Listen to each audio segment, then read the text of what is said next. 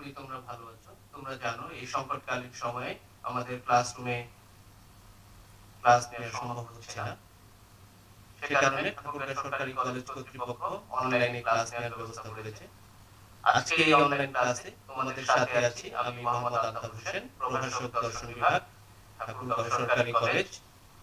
আজকে তোমাদের উচ্চ মাধ্যমিক শ্রেণীর যুক্তিবিদ্যা প্রথম পত্রের তৃতীয় অধ্যায় নিয়ে আমরা কথা বলবো। তো আর কথা না বাড়িয়ে শিক্ষার্থীরা আমরা ক্লাসে চলে যাচ্ছি।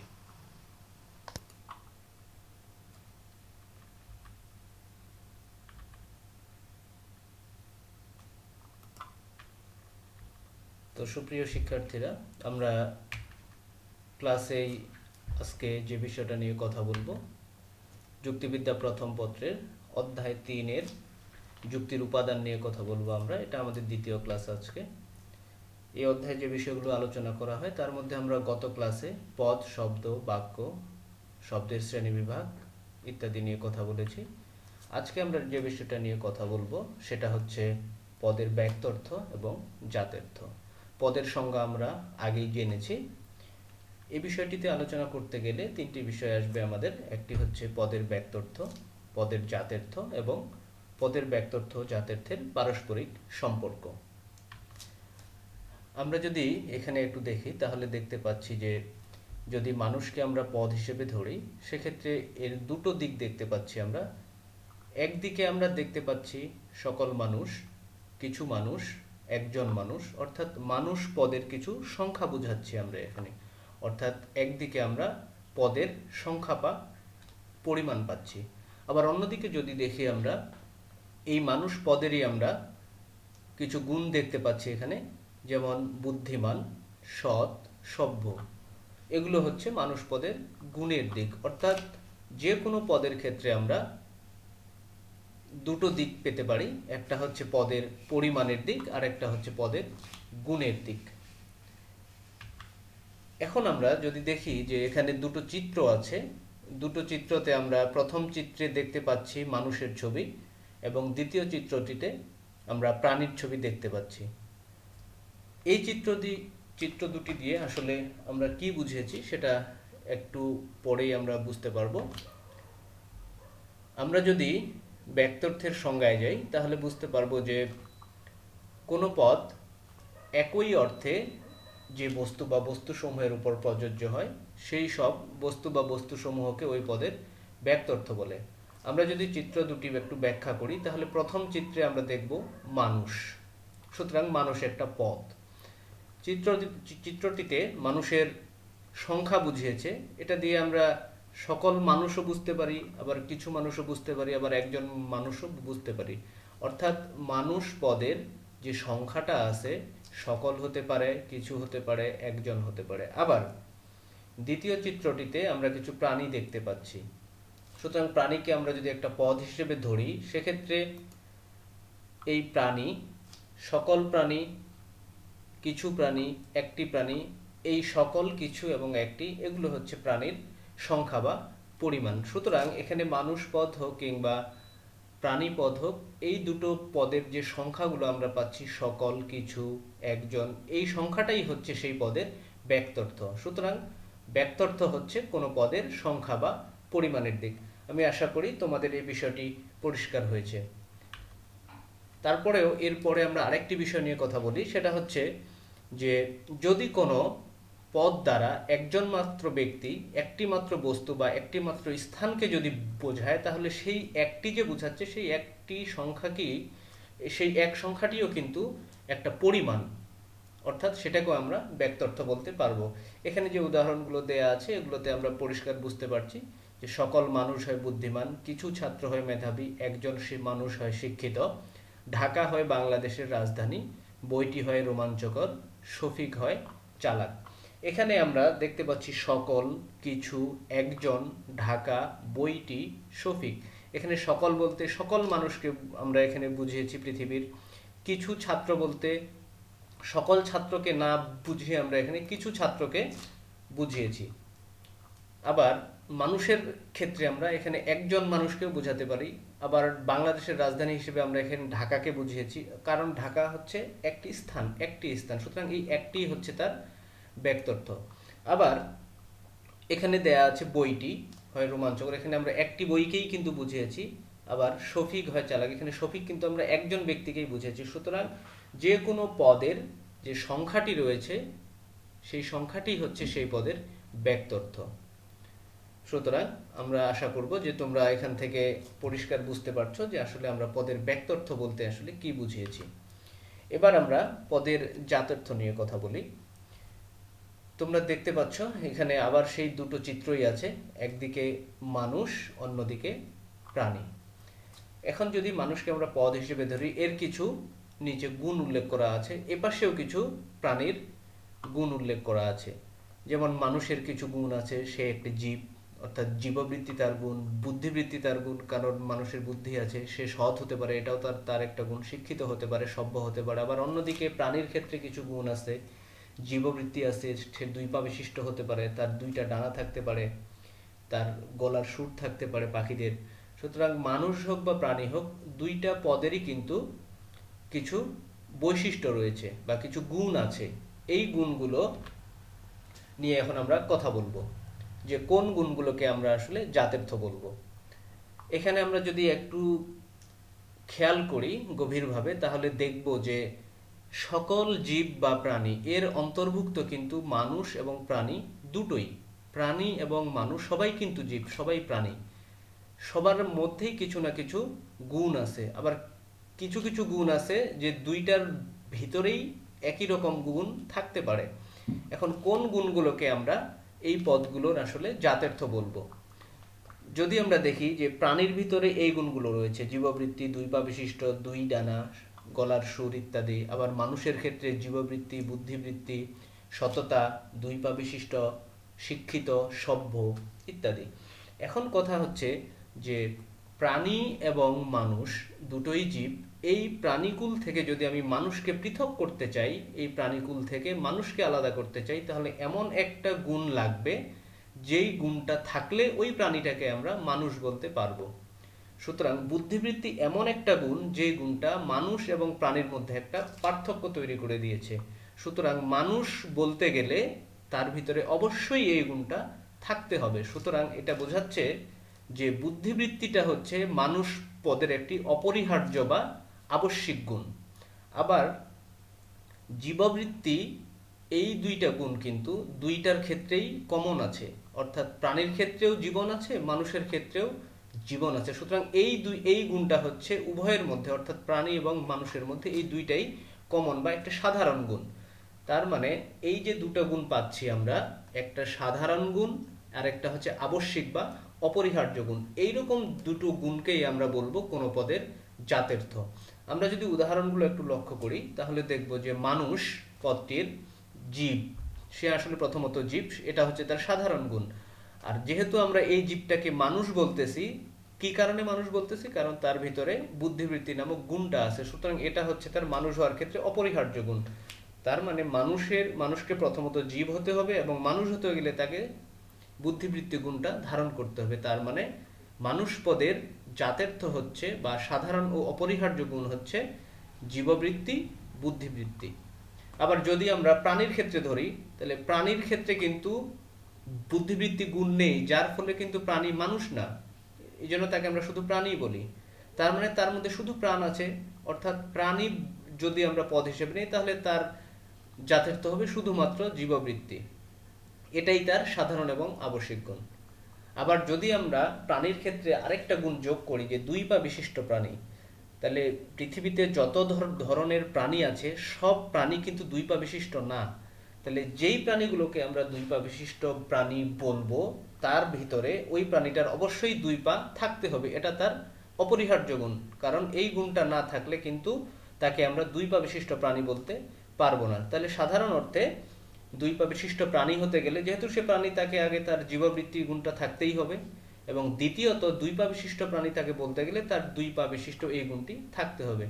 সুতরাং দুই পা বিশিষ্ট প্রাণী এই পদটির সাধারণ গুণ হচ্ছে জীববৃত্তি এবং অপরিহার্য গুণ হচ্ছে দুই পা বিশিষ্ট। সুতরাং এই সাধারণ গুণ এবং অপরিহার্য বা আবশ্যিক যে দুটো গুণ কোনো পদের, এই দুইটা গুণকেই আমরা বলি সেই পদের জাত্যর্থ। আমি আবার বলি, কোনো পদের সাধারণ গুণ এবং অপরিহার্য বা আবশ্যিক যে গুণ আছে, এই দুইটা গুণকেই আমরা বলবো কোনো পদের জাতের্থ। আমি আশা করি বিষয়টা তোমাদের কাছে পরিষ্কার হয়েছে। সংক্ষেপে আমরা যদি বলতে চাই, তাহলে ব্যক্তর্থ হচ্ছে কোনো পদের সংখ্যা বা পরিমাণের দিক। যেমন মানুষ বললে আমরা বুঝবো সকল মানুষ, কিছু মানুষ বা একজন মানুষ। প্রাণী বললে আমরা বুঝবো সেই পদের সংখ্যাকে, অর্থাৎ সকল প্রাণী, কিছু প্রাণী, একটি প্রাণী। আবার যখন আমরা রহিম বলবো তখন আমরা শুধু একজন রহিমকেই বুঝাবো, অর্থাৎ শুধু রহিমকেই বুঝাবো। এখন রহিম, এখানে একটা প্রশ্ন আসে যে রহিম নামে তো অনেক মানুষই থাকতে পারে, কিন্তু আমি যখন রহিম নামে কাউকে ডাকবো আমি কিন্তু একজনকেই ডাকি। সুতরাং এখানে রহিম বলতে একজন ব্যক্তিকেই বোঝায়। এই এক সংখ্যাটিই হচ্ছে রহিম পদের ব্যক্তর্থ। আবার আমরা যদি সংক্ষেপে সংক্ষেপে যদি জাতের্থকে বোঝাতে চাই, তাহলে কোনো পদের সাধারণ ও আবশ্যিক যে গুণ, সেই গুণটাকেই আমরা বলি ওই পদের জাতের্থ। যেমন আমরা মানুষ পদের জাতের্থ পেয়েছি জীববৃত্তি, বুদ্ধিবৃত্তি। সৎ মানুষ বলতে গেলে জীববৃত্তি, বুদ্ধিবৃত্তি থাকতেই হবে, যেহেতু সে মানুষ। সৎ থাকার ফলে সততা গুণটি তার সাথে অবশ্যই যোগ করতে হবে, আবশ্যিক গুণ। তা না হলে তাকে সৎ মানুষ বলা যাবে না। যদি আমরা শুধু জীব বা প্রাণী বলি, তাহলে তার ভিতরে শুধুমাত্র জীববৃত্তি গুণটাই থাকতে হবে। আবার এই জীব বা প্রাণীকে আমরা যদি আবার মানুষ বলতে চাই, তাহলে কিন্তু এর সাথে জাতের্থ হতে গেলে বুদ্ধিবৃত্তি গুণটা আবার তখন আমাদের যোগ করতে হবে।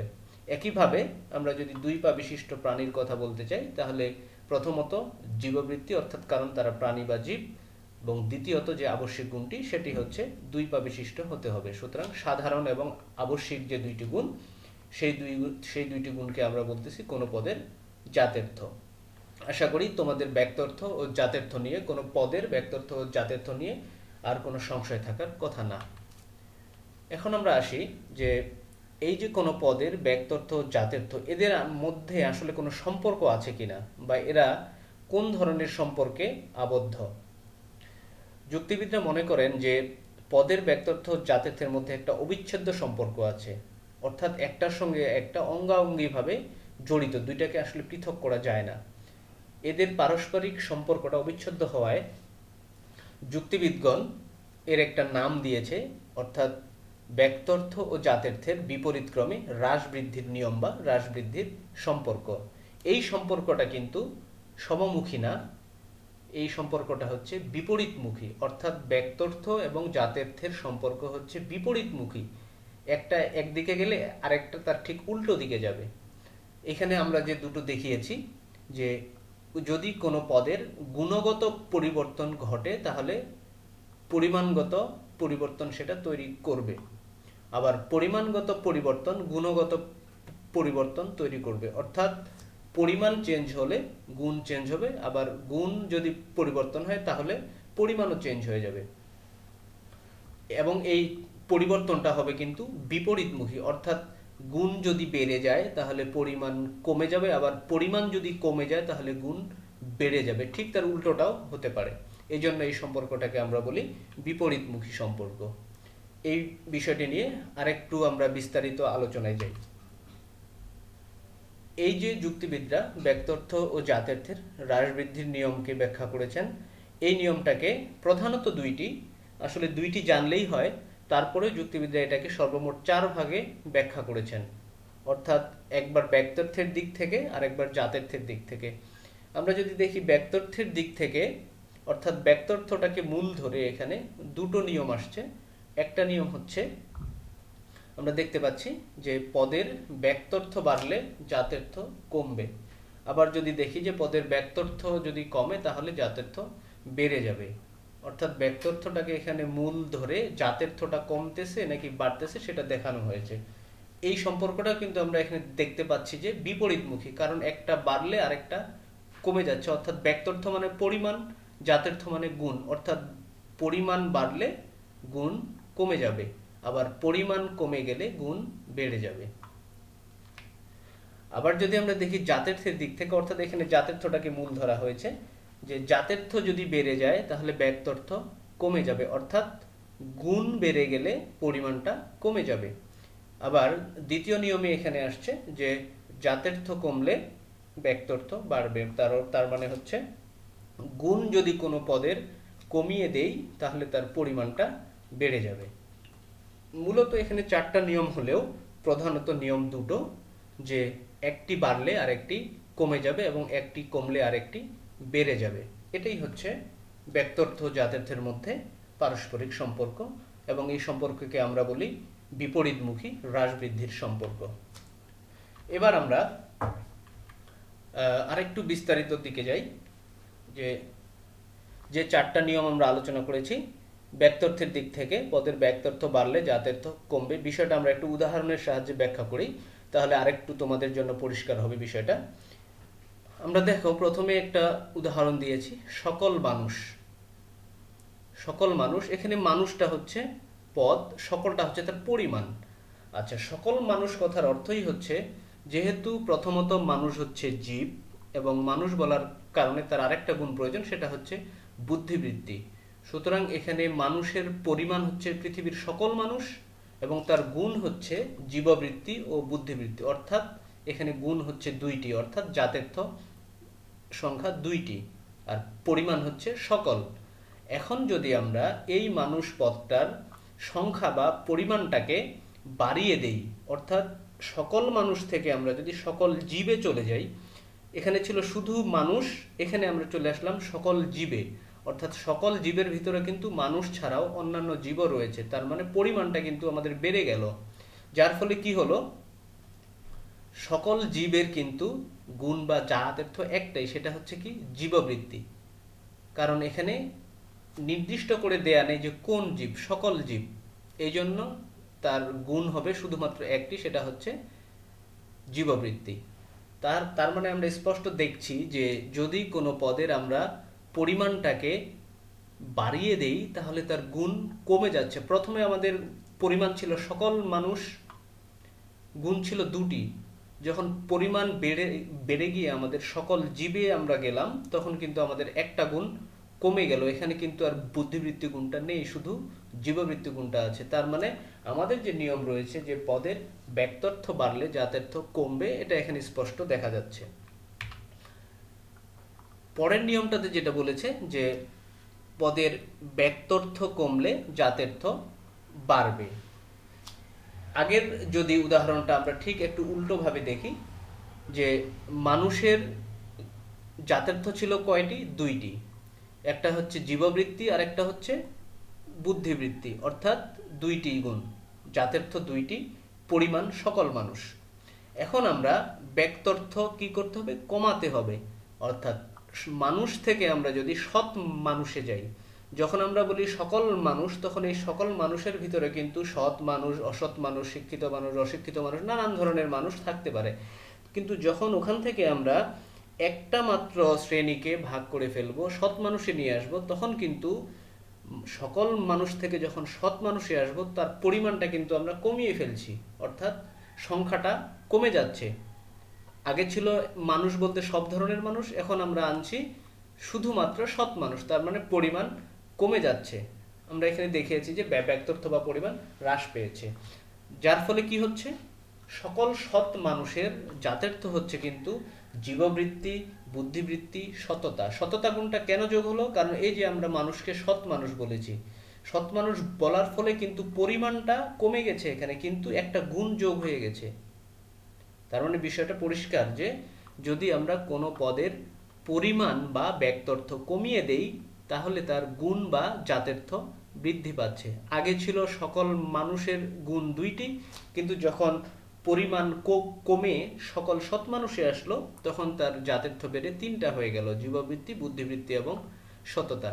তার মানে আমরা যে দুটো নিয়ম দেখছি, ব্যক্তর্থ বাড়লে জাত্যর্থ কমবে এবং ব্যক্তর্থ কমলে জাত্যর্থ বাড়বে, দুটি উদাহরণ দিয়ে আমরা স্পষ্ট বিষয়টি দেখতে পাচ্ছি। পরে এখন আমরা যদি যাই যে জাত্যর্থের দিক থেকে যে দুটো নিয়ম আছে, যে জাত্যর্থ বাড়লে ব্যক্তর্থ কমবে, অর্থাৎ গুণ বাড়লে পরিমাণ কমবে। তোমরা দেখতে পাচ্ছ জাত্যর্থ বাড়লে ব্যক্তর্থ কমবে, অর্থাৎ গুণ বাড়লে পরিমাণ কমবে। যদি আমরা জীববৃত্তিকে একটা গুণ মনে করি, তাহলে তার পরিমাণ কি হবে? জীববৃত্তি বা প্রাণীর ভিতরে যে একটা গুণ থাকে সেটা হলো জীব, সে একটি জীব। এই জীব হলে পৃথিবীর সকল জীবকেই আমরা বুঝি। এখানে মানুষ আছে এবং অন্যান্য প্রাণীও আছে, সবাই জীব, সুতরাং তার গুণ হবে তখন একটা, জীববৃত্তি। তার মানে গুণ একটা, কিন্তু পরিমাণ অনেক বেশি, মানুষ সহ অন্যান্য সকল জীব। এখন যদি আমরা এই গুণ একটা বাড়িয়ে দেই, জীববৃত্তির সঙ্গে যদি আমরা বুদ্ধিবৃত্তি গুণটা যোগ করে দিই, তার মানে গুণ আমার বেড়ে গেল। তাহলে এই জীববৃত্তির সঙ্গে যখন বুদ্ধিবৃত্তি গুণটা যোগ হচ্ছে, দুইটা গুণ হয়ে যাচ্ছে, তখন এই জীবের ভিতরে যার বুদ্ধিবৃত্তি আছে, যার বুদ্ধি আছে, তাকে কিন্তু আমরা মানুষ বলি। তার মানে দুইটা গুণ হওয়ার ফলে, অর্থাৎ জীববৃত্তির সঙ্গে আরেকটা গুণ যোগ করার ফলে সকল জীব থেকে কিন্তু আমরা সকল মানুষে চলে আসি। তার মানে এইখানে ছিল সকল জীব, মানুষ সহ অন্যান্য সকল জীব, আর এইখানে আমরা একটা গুণ যোগ করার ফলে পাইলাম সকল মানুষ। এইখানে কিন্তু আর মানুষ ছাড়া অন্যান্য কোনো জীব বা প্রাণী নেই। তার মানে এখান থেকে আমরা পরিমাণটা কমিয়ে নিয়ে আসলাম। ফলে কি হলো, গুণ বৃদ্ধি করার ফলে পরিমাণ কমে গেল। তার মানে নিয়ম যা বলে যে জাতের্থ বাড়লে ব্যক্তর্থ কমবে, অর্থাৎ গুণ বাড়লে পরিমাণ কমবে। এখানে গুণ বেড়েছে, এখানে পরিমাণটাও কমে গেছে। পরের নিয়মটাতে আমরা যাই যে জাতের্থ কমলে ব্যক্তর্থ বাড়বে। ঠিক এই নিয়মটার উল্টোটা। আমরা যদি মানুষকে মনে করি একটি পদ, তাহলে সকল মানুষ, এখানে মানুষ বলতে শুধুমাত্র মানুষকেই বুঝাচ্ছি আমরা। তার জাতের্থ কয়টা? দুইটা, অর্থাৎ দুইটা গুণ, একটা জীববৃত্তি আর একটা বুদ্ধিবৃত্তি। এখন এই গুণ দুইটা আমরা যদি কমিয়ে দেই, অর্থাৎ জাতের্থ কি করব? কমাবো। নিয়মই আছে যে জাতের্থ কমলে, তার মানে জাতের্থ বা গুণ কমাবো। এখানে আছে দুইটা, আমরা করব একটা, অর্থাৎ দুইটা থেকে একটা। জীববৃত্তি বুদ্ধিবৃত্তি থেকে আমরা বুদ্ধিবৃত্তি বাদ দিব, শুধুমাত্র জীববৃত্তিটা রাখবো। তার ফলে কি হচ্ছে, সকল মানুষ থেকে আমরা সকল জীবে চলে আসতেছি। মানুষ থেকে কেন জীবে আসতেছি? কারণ বুদ্ধিবৃত্তি গুণটা আমরা বাদ দিচ্ছি। কারণ বুদ্ধিবৃত্তি গুণ আমরা যদি বাদ দিয়ে দেই, তাহলে কিন্তু আর তাকে মানুষ বলা যাবে না, সে অন্যান্য জীবের মতো জীব হয়ে যাবে বা প্রাণী হয়ে যাবে। তার মানে আমরা যদি কোনো পদের জাতের্থ কমিয়ে দেই, তাহলে পরিমাণটা কিন্তু বেড়ে যাচ্ছে। আগে ছিল সকল মানুষ, অর্থাৎ এখানে শুধু মানুষ আছে। আর যখন আমরা বুদ্ধিবৃত্তিটা বাদ দিচ্ছি, তখন শুধু জীববৃত্তি আসতেছে, অর্থাৎ সকল জীব আসতেছে। এই সকল জীবের ভিতরে কিন্তু মানুষ ছাড়া অন্যান্য প্রাণীও আছে। সুতরাং আমাদের গুণ একটা কমলো, কিন্তু পরিমাণ মানুষ থেকে সকল জীবে চলে গেল। তার মানে জাতের্থের দিক থেকে যে দুটো নিয়ম আছে, যে জাতের্থ বাড়লে ব্যক্তর্থ কমবে এবং জাতের্থ কমলে ব্যক্তর্থ বাড়বে, অর্থাৎ কোনো পদের ব্যক্তর্থ এবং জাতের্থের যে সম্পর্ক, এটা আমরা দেখতে পাচ্ছি যে পরস্পর বিপরীতমুখী। আমরা যদি এই ছকটি একটু ভালোভাবে লক্ষ্য করি, এটা আসলে একটি উদাহরণ, এটা একেবারেই সহজ বুঝলে। আমরা যদি দেখি যে এখানে তিনটা পদ নেওয়া আছে, এইখানে ব্যক্তর্থের পরিমাণ আছে বা ব্যক্তর্থ বা পরিমাণ আছে, আর এইখানে জাতের্থ বা গুণ আছে। আমরা খুব সহজেই এটা বুঝবো। আমরা একটা একটা করে আগাই, প্রতিটি ধাপে যদি আগাই তাহলে তোমাদের জন্য বুঝতে সুবিধা হবে। প্রথমেই আমরা ধরি জীব। জীব যদি আমাদের পদ হয়, তাহলে এর পরিমাণ হবে সকল জীব, কারণ জীব বলতেই কিন্তু আমরা পৃথিবীর সকল জীবকেই বুঝি। তার মানে তার পরিমাণ হচ্ছে সকল জীব। তাহলে তার গুণ কি হবে? গুণ বা জাতের্থ হবে শুধুমাত্র জীববৃত্তি, অর্থাৎ তার শুধু জীবন আছে। আশা করি পরিষ্কার হয়েছে এটা। পরেরটাতে আমরা যাই। এবার আমরা পদ হিসেবে নিচ্ছি মানুষকে। তার মানে মানুষ বলতে আমরা পৃথিবীর সকল মানুষকেই বুঝবো, এই জন্য তার পরিমাণটা হচ্ছে সকল মানুষ। তার গুণ কি হবে তাহলে? মানুষের জীববৃত্তি। আমরা আগেই দেখেছিলাম যে মানুষের জাতের্থ হচ্ছে জীববৃত্তি, বুদ্ধিবৃত্তি। এই দুটো নিয়ে আমরা একটু ব্যাখ্যা করি যে যখন আমরা বলতেছি জীব, তখন পরিমাণ হচ্ছে সকল জীব, গুণ হচ্ছে শুধুমাত্র জীববৃত্তি। যখন আমরা জীব থেকে মানুষে আসি, এর অর্থই হচ্ছে আমরা কিন্তু পরিমাণটা কমিয়ে দিয়েছি। এই যে আমি এখানে তীর বা অ্যারো দিয়ে বুঝিয়ে দিয়েছি যে আমরা পরিমাণটা কমিয়েছি, সকল জীব থেকে সকল মানুষে এসেছি। যার ফলে কি হয়েছে, জীববৃত্তি থেকে আমাদের গুণ বেড়ে জীববৃত্তি ও বুদ্ধিবৃত্তি এই দুইটা গুণ হয়েছে। তার মানে যদি আমরা পরিমাণটা কমিয়ে দেই, তাহলে গুণ বেড়ে যাচ্ছে। আবার সর্বশেষ যে উদাহরণটা আছে, সভ্য মানুষ। সকল মানুষ থেকে আমরা যখন সকল সভ্য মানুষে আসব, কারণ সকল মানুষের ভিতরে কিন্তু সভ্য মানুষ, অসভ্য মানুষ, সকল ধরনের মানুষ আছে, কিন্তু যখন ওখান থেকে আমরা একটা শ্রেণীকে আলাদা করে নিব, শুধু সভ্য মানুষকে নিয়ে আসব, তখন কিন্তু তার পরিমাণটা কমে যাবে। কমে গেলে কি হয়, যার ফলে মানুষ হিসেবে তো তার দুইটা গুণ ছিলই, জীববৃত্তি ও বুদ্ধিবৃত্তি, তার ফলে যেহেতু আমরা তাকে সভ্য মানুষ বলতেছি, তার সঙ্গে কিন্তু সভ্যতা বা সভ্য গুণটা যোগ করতে হবে। তাহলে দেখা যাচ্ছে যে যখন আমরা পরিমাণটা কমিয়ে দিচ্ছি, তখন আমাদের গুণটা বেড়ে যাচ্ছে। তার মানে আমাদের যে নিয়ম রয়েছে যে কোনো পদের পরিমাণ বা ব্যক্তর্থ কমলে তার গুণ বা জাত্যর্থ বেড়ে যাবে। আবার আমরা যদি এই উদাহরণটি আবার উল্টো দিক থেকে ব্যাখ্যা করি, তাহলে বিষয়টা আরো সহজ হবে।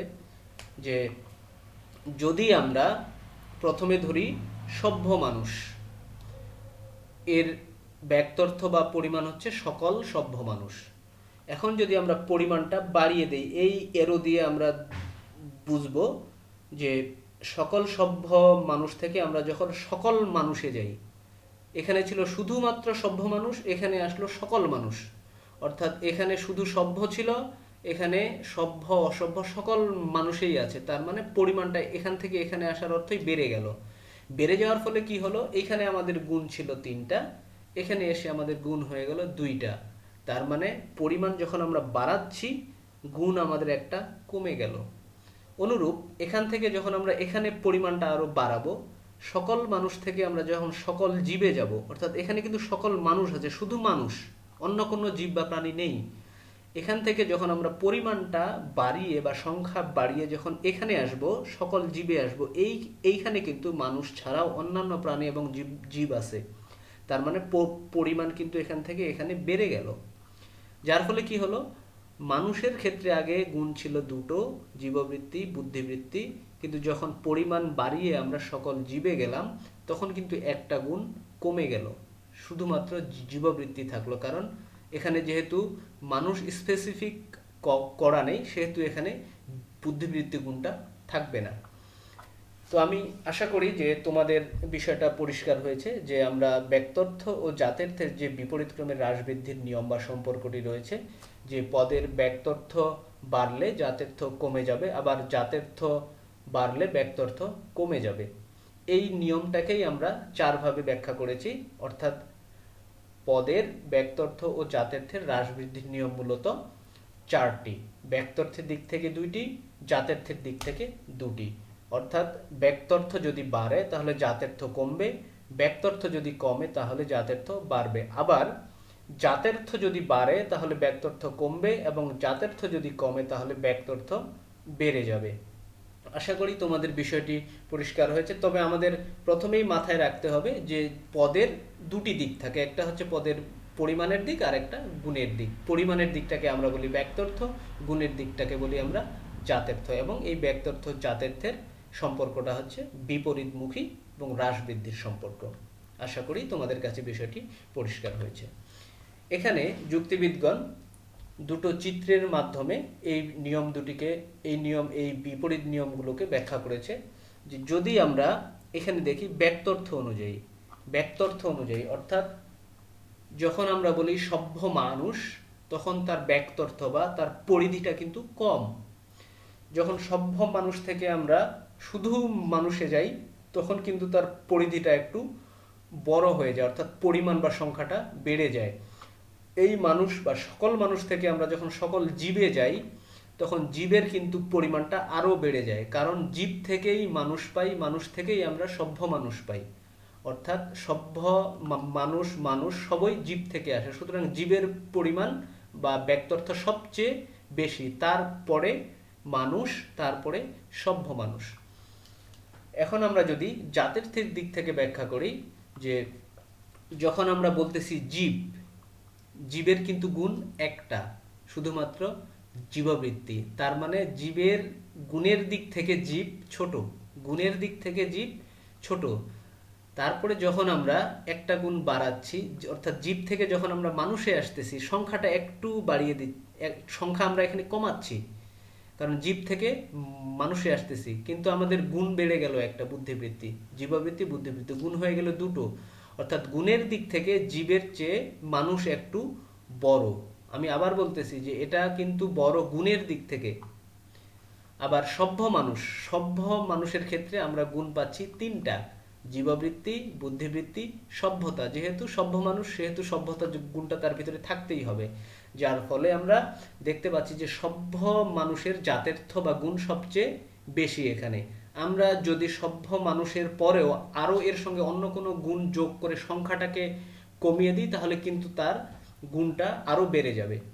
তো আমি আশা করি যে যুক্তিবিদ্যায় যে দুটি চিত্রের মাধ্যমে আমাদের ব্যক্তর্থ ও জাতের্থের যে হ্রাস বৃদ্ধির নিয়মগুলোকে যেভাবে তারা বুঝিয়েছেন, আমি আশা করি তোমাদের আমি কিছুটা হলে বুঝাতে সক্ষম হয়েছি এবং এখান থেকে তোমরা বেশ কিছু বিষয় সম্পর্কে উপকৃত হবা। এখান থেকে সম্ভাব্য যেভাবে প্রশ্নগুলো আসে, আমরা এখন দু একটা প্রশ্নের দিকে যাই যেটা তোমাদের জন্য এবং তোমাদের পরীক্ষার ক্ষেত্রে বেশ কিছু উপকারে আসবে। আমাদের এখানে দুটো উদ্দীপক দেয়া আছে, তোমরা দেখো। 1 নম্বরে একটা উদ্দীপক, 2 নম্বরে আর একটা উদ্দীপক। প্রথম উদ্দীপকে যেটা দেয়া আছে যে সোহাগ জাকিরকে বলল বাংলাদেশে দিন দিন বেকারের সংখ্যা বৃদ্ধি পাচ্ছে, এ বেকারের সংখ্যা কমাতে হলে দেশের শিক্ষার হার বাড়াতে হবে। তখন জাকির বলল সোহাগকে, দেশে যতই শিক্ষার হার বৃদ্ধি পাবে ততই বেকারের সংখ্যা হ্রাস পাবে। আমরা এখানে প্রশ্ন 4টা দিয়েছি সৃজনশীলের মতোই। একটি পদের কয়টি অংশ থাকে, আমি উত্তরটা বলেই দিই। একটি পদের 2টি অংশ থাকে, একটি হচ্ছে পদের পরিমাণের দিক আর একটি হচ্ছে পদের গুণের দিক। খ নম্বরে দেয়া আছে জাতের্থ বলতে কি বুঝি। জাতের্থ বলতে আমরা সাধারণত কোনো পদের সাধারণ এবং আবশ্যিক গুণকে বুঝে থাকি। গ নম্বরে আমাদের দেয়া আছে উদ্দীপকে যে নিয়মের ইঙ্গিত রয়েছে তার উদাহরণ একটি ছক আকারে উল্লেখ করো। অর্থাৎ উদ্দীপকে কিন্তু আমাদের একটা নিয়মের কথা বলা আছে। নিয়মটা কি? নিয়মটা হচ্ছে, আমরা আগে উদ্দীপকটা এখন বুঝবো একটু, যে বেকারের সংখ্যা কমাতে হলে শিক্ষার হার বাড়াতে হবে। আবার সোহাগকে জাকির বলেছিল যে দেশে যতই শিক্ষার হার বৃদ্ধি পাবে বেকারের সংখ্যা হ্রাস পাবে। অর্থাৎ শিক্ষার হার বৃদ্ধির সঙ্গে বেকারের সংখ্যা হ্রাস পাবে। অর্থাৎ শিক্ষার হার একটা গুণগত দিক আর বেকারের সংখ্যা কিন্তু পরিমাণগত দিক। তার মানে যদি শিক্ষার হার বা গুণগত দিক বৃদ্ধি পায় তাহলে বেকারের সংখ্যা অর্থাৎ পরিমাণ হ্রাস পাচ্ছে। তার মানে আমরা স্পষ্টই দেখতে পাচ্ছি এখানে যে গুণ বৃদ্ধি পেলে পরিমাণ কমে যায়। তার মানে আমরা স্পষ্ট দেখতে পাচ্ছি এটা ব্যক্তর্থ জাতের্থের হ্রাস বৃদ্ধির নিয়মেই পড়ে। তাহলে আমরা গ নম্বরের উত্তরে যাই, যে নিয়মের ইঙ্গিত রয়েছে। নিয়মটা কি? যুক্তিবিদ্যা যে নিয়মটা বলেছেন যে ব্যক্তর্থ জাতের্থের বিপরীত ক্রমে হ্রাস বৃদ্ধির নিয়ম একটি ছক আকারে উল্লেখ করতে বলা হয়েছে। অর্থাৎ আমি এর আগের ঠিক স্লাইডে যে বিষয়টি উল্লেখ করেছিলাম, একটি ছকে 3টা পদ দিয়ে যেটা উল্লেখ করেছিলাম, ওই পদটাই মূলত এর উত্তর হবে। অর্থাৎ একটা ছক দিয়েই পুরো নিয়মটাকে ব্যাখ্যা করা যায়।